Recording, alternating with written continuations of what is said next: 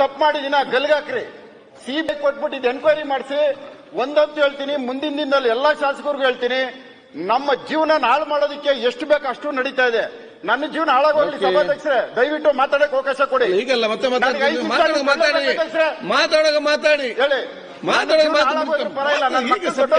Budget ಅಲ್ಲಿ ಸಭಾಧ್ಯಕ್ಷರೇ, ನಿಮ್ಮ ಕೈ ಮುಗಿ ಕೇಳ್ತೀನಿ, ಕೇಳ್ಕೊಳ್ಳಿ. ಮಾತಾಡೋದು ಮಾತಾಡಿ. ಮೊಮ್ಮಕ್ಕಳು ಅವ್ರಿಗೆ 15 ವರ್ಷ ಆಯ್ತು, ಅವ್ರು ಏನಂತ ತಲೆ ಎತ್ಕೊಂಡು ಹೊಡ್ತಾರೆ. ನೀವೇನ್ ಬೇಕಾದ್ರೆ ಪನಿಷ್ಮೆಂಟ್ ಕೊಡಿ. ರೇಪ್ ಮಾಡಿಲ್ಲ ಸಭಾಧ್ಯಕ್ಷರೇ, ಇವತ್ತು ಇಲ್ಲಿ ಬರ್ಲಿ, ಇವತ್ತು ಬಂದ್ಬಿಟ್ಟು ನನ್ನ ಎದುರುಗಡೆ ಪ್ರಮಾಣ ಮಾಡ್ಲಿ. ಅವ್ರು ಮುಗಿಯಂತ ಶನಿಮಾತ್ಮ ದೇವಸ್ಥಾನಕ್ಕೆ ಹೋಗಿ ಮುಗಿತಾರೆ, ಪ್ರಮಾಣ ಮಾಡ್ಲಿ. ನಾನು ಮಂತ್ರಿ ಆಯ್ತು ಪ್ರತ್ಯಾಗಿನಿ ದೇವಸ್ಥಾನಕ್ಕೆ ಹೋಗಿ ನನ್ನ ಮೇಲೆ ರೇಪ್ ಕೇಸ್ ಮಾಡಿದೀನಿ. ನಾನು ಈ ತರ ನನ್ನ ಜೀವನ ಹಾಳು ಮಾಡೋದಕ್ಕೆ ರೇಪ್ ಕೇಸ್ ಹಾಕ್ತಾರ ಇವರು. ಈಗ ಬಜೆಟ್ ಸಬ್ಜೆಕ್ಟ್ ಬಂದು ರಾಮನಗರ ಡಿಸ್ಟಿಕ್ ಅಲ್ಲಿ ಕಂಪ್ಲೇಂಟ್ ಕೊಡ್ತಾರೆ. ಆಯ್ತು, ಅವಳು ಇರೋದಿಲ್ಲಿ 50. ಆಯ್ತು, ನೀವು ಮತ್ತೆ ಬಜೆಟ್ ರಾತ್ರಿ 2 ಗಂಟೆಗೆ 5 ವರ್ಷದ ಹಿಂದಿನ ಬಜೆಟ್ ಸಬ್ಜೆಕ್ಟ್ ಅಲ್ಲಲ್ಲ. ಈ ರೀತಿ ನನ್ನ ಜೀವನ ಹಾಳು ಮಾಡ್ಬೇಕು. ಆಯ್ತು, ಇದು ನಾಳೆ ತಪ್ಪೇನು? ಆಯ್ತು, ನಿಮ್ಗೆ ಪರಿಚಯ ಬಜೆಟ್ ಇಲ್ಲ. ಆಯ್ತು, ಪರಿಚಯ ಆಯ್ತು, ಮಂಜುನಾಥ್ ನೀವು ಪರಿಚಯ ಇಲ್ವೇನ್ರಿ ಅವಳು? ಏನ್ ಮಾಡ್ತೀರಿ ನೀವು? ಇದು ಕೋರ್ಟ್ ಅಲ್ಲಿ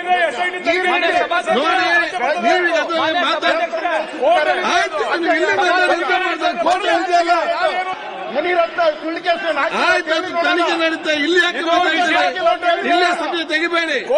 ಬಜೆಟ್ ಬಗ್ಗೆ ಮಾತಾಡ್ತೀರಿ, ಯಾಕೆ ಈ ರೀತಿ ಮಾತಾಡ್ತೀರಿ? ಆಯ್ತು, ನೀವು ರಾಜಕೀಯವಾಗಿ ಆಯ್ತು, ಮುಂದೆ ಈ ರೀತಿ ಮಾತಾಡ್ತೀರ? ಇಲ್ಲ, ರಾಜಕೀಯವಾಗಿ ನನ್ನ ಬೇಕಾದ್ರೆ ಗೆಲ್ಗಾಕಿ. ಆಯ್ತು,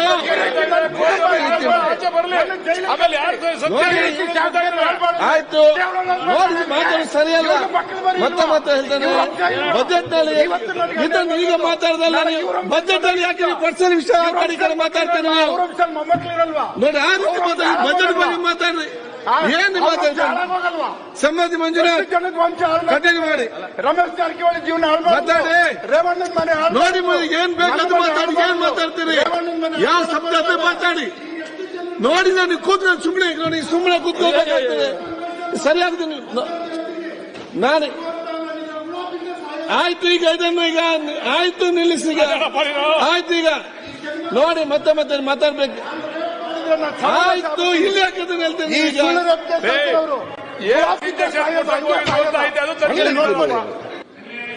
ನಲ್ಲಿ ಚರ್ಚೆ ಆಗಬೇಕಾದ್ರೆ ನಾನು ಈ ವಿಷಯವನ್ನ ಪ್ರಸ್ತಾಪ ಮಾಡಿದ್ದೆ. ಈಗ ಒಬ್ರು ಜವಾಬ್ದಾರಿಯುತವಾದಂತಹ ಸಚಿವರು ಅಸೆಂಬ್ಲಿಯಲ್ಲಿ ಈ ವಿಷಯವನ್ನ ಪ್ರಸ್ತಾಪ ಮಾಡಿದ್ದಾರೆ. ಯಾರೋ ಸಾಮಾನ್ಯ ಸದಸ್ಯ ಅಲ್ಲ, ಒಬ್ಬ ಹಿರಿಯ ಸದಸ್ಯರು ಇದನ್ನ ಪ್ರಸ್ತಾಪ ಮಾಡಿದ್ದಾರೆ.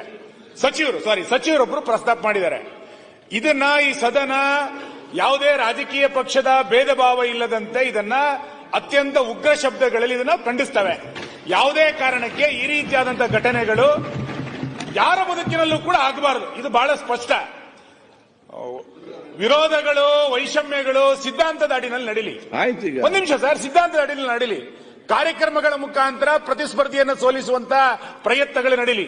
ಯೋಜನೆಗಳ ಮುಖಾಂತರ ಪ್ರತಿಸ್ಪರ್ಧಿಯನ್ನ ಸೋಲಿಸುವಂತ ಪ್ರಕರಣಗಳು ನಡೀಲಿ. ಹನಿ ಟ್ರ್ಯಾಪ್ ಮುಖಾಂತರ ಇನ್ನೊಬ್ಬನನ್ನ ನೀವು ಕಟ್ಟಿ ಹಾಕುವಂತ ಪ್ರಯತ್ನ, ಒಬ್ಬರ ಒಳಗೆ ಇನ್ನೊಬ್ಬರೊಳಗೆ ಏನಾರ ಪ್ರಭಾವಿಗಳಿದ್ದಾರೆ ಒಬ್ರು ಸಚಿವರು ಹೇಳಿದ್ದಾರೆ. ಸುಮ್ಮನೆ ಕೂತ್ಕೊಳ್ಳಿಕ್ ಆಗಲ್ಲ ಅಂತ ಹೇಳಿದ್ದಾರೆ ಮಾನ್ಯ ಅಧ್ಯಕ್ಷರೇ. 48 ಜನ ಇದರಲ್ಲಿ ಟೀಮ್ 48 ಜನರ ಮೇಲೆ ಆಗಿದೆ ಅಂತ ಹೇಳಿದ್ರು. ಗೃಹ ಸಚಿವರಿಗೆ ಪತ್ರ ಮುಖೇನ ಕೊಡ್ತೀವಿ ಅಂತ ಹೇಳಿದ್ದಾರೆ. ಗೃಹ ಸಚಿವರು ದಯಮಾಡಿ ಇಲ್ಲೇ ಉತ್ತರ ಕೊಡಬೇಕು ನೀವು. ಯಾಕೆ ಅಂತಂದ್ರೆ ನಿಮ್ಮ ಜಿಲ್ಲೆಯ ಸಚಿವರದೇ ಈ ಪರಿಸ್ಥಿತಿ ಆದ್ರೆ ಇನ್ನು ಕರ್ನಾಟಕದ ಜನರ ಪರಿಸ್ಥಿತಿ ಏನು? ಯಾರು ಇದರಿಂದ ಕೈವಾಡ ಇದ್ದಾರೆ? ಅಷ್ಟು ದೊಡ್ಡ ಸಚಿವರು ಯಾರು ಇದರ ಹನಿ ಟ್ರ್ಯಾಪ್ ಅನ್ನು ಮಾಡ್ತಾ ಇದ್ದಾರೆ? ಇದಕ್ಕೆ ಸರ್ಕಾರನೇ ಇದಕ್ಕೆ ಬೆಂಬಲವಾಗಿ ನಿಂತಿದೆಯಾ ಅಥವಾ ಯಾರು ಒಬ್ಬ ವ್ಯಕ್ತಿ ಮಾತ್ರ ಬೆಂಬಲವಾಗಿ ನಿಂತಿದೆಯಾ? ರಾಜಕಾರಣಕ್ಕೋಸ್ಕರ ಏನ್ ಬೇಕಾದ್ರೂ ಯಾವ ಕಾರಣಕ್ಕೂ ಸಹಿಸ್ಲಿಕ್ಕೆ ಆಗಲ್ಲ. ನಾಳೆ ಎಲ್ಲರ ಮೇಲೂ ಬರ್ಬೋದು ಮಾನ್ಯ ಅಧ್ಯಕ್ಷರೇ. ಇದು ಗೌರವದ ಪ್ರಶ್ನೆ, ಇದು ರಾಜಕಾರಣ ಅಲ್ಲ. ಇದರಲ್ಲಿ ಇದು ಗೌರವದ ಪ್ರಶ್ನೆ. ರಾಜಣ್ಣ ಅತ್ಯಂತ ಭಾವನಾತ್ಮಕವಾಗಿ ಮಾತಾಡಿದ್ರು. ರಾಜಣ್ಣನ ಪರ ಯಾರ ಜೀವನದಲ್ಲಿ ಈ ತರ ಆದ್ರೂ ಕೂಡ ಅವ್ರ ಫಲವಾಗಿ ನಾವೆಲ್ಲರೂ ಕೂಡ ನಿಲ್ಲಬೇಕು.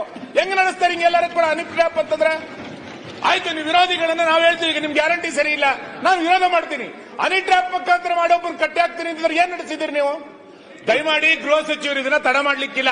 ನೀವು ನಿನ್ನೆ 10 ಗಂಟೆ ತನಕ ನಡೆಸಿರಿ, ಇವತ್ತು 11 ಗಂಟೆ ತನಕ ಸದನ ನಡೆಸಿ ತೊಂದರೆ ಇಲ್ಲ. ದಯಮಾಡಿ ಗೃಹ ಸಚಿವರು ಉತ್ತರ ಕೊಡಿ. ಈ ರೀತಿ ರಾಜ್ಯದಲ್ಲಿ ಒಂದು ಘಟನೆ ನಡೆದಾಗ ನಾಳೆ ನೋಡೋಣ ಇವತ್ತು ನೋಡೋಣ ಅಂತ ಹೇಳಿ ಆಗಲ್ಲ. ಸದನ ನಡೀತಾ ಇದೆ, ರಾತ್ರಿ 12 ಗಂಟೆ ತನಕ ಸದನ ನಡೆಸಿ. ಗೃಹ ಸಚಿವರು ಹೇಳ್ತಾ ಇಲ್ಲಿದ್ದಾರೆ, ಉತ್ತರ ಕೊಡಿ. 48 ಜನ ಯಾರ್ಯಾರಾಗಿದ್ದಾರೆ, ನಮ್ಮ ಪಾರ್ಟಿನಲ್ಲಿ ಯಾರಿಗಾಗಿದೆ, ನಿಮ್ಮ ಪಾರ್ಟಿಯಲ್ಲಿ ಯಾರಿಗಾಗಿದೆ,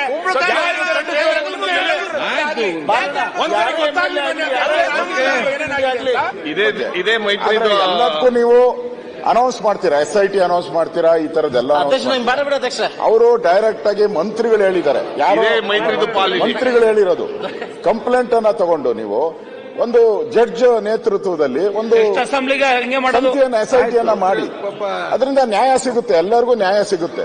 ಒಬ್ಬ ಮಂತ್ರಿ ಸದನದಲ್ಲಿ ಬಂದು ಈ ತರ ಮಾತಾಡ್ತಾರೆ ಅಂದ್ರೆ ನಾವು ಸೀರಿಯಸ್ ಆಗಿ ತಗೊಬೇಕು, ಎಲ್ಲರೂ ಸೀರಿಯಸ್ ಆಗಿ ತಗೊಬೇಕು, ಎಲ್ಲರೂ ಪ್ರತಿಯೊಬ್ಬರು ತಗೊಬೇಕು, ಆಡಳಿತ ಪಕ್ಷದಲ್ಲಿ ಇರೋರು ಎಲ್ಲರೂ ತಗೊಬೇಕು ಇದನ್ನ. ಅದರಿಂದ ನೀವು ಇಲ್ಲಿ ಅನೌನ್ಸ್ ಮಾಡಿ, ಏನ್ SIT ಮಾಡ್ತೀರಾ, ಏನ್ ಮಾಡ್ತೀರಾ ಅಂತ ಅನೌನ್ಸ್ ಮಾಡಿ.